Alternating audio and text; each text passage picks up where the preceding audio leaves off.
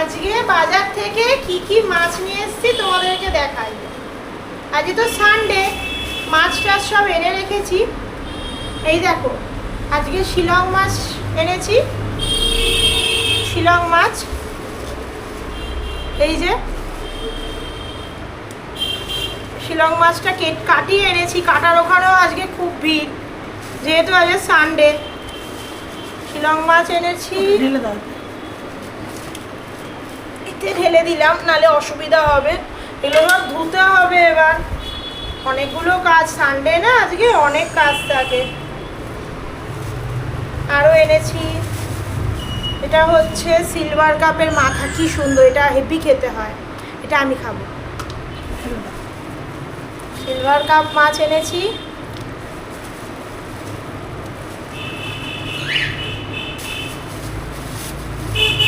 আর হচ্ছে আজকে এরম সাইজের কিছু চিংড়ি এনেছি, এগুলোও কাটতে হবে। চিংড়িটা আর কাটাই না, বাইরে থেকে অনেক ভিড় হয় না।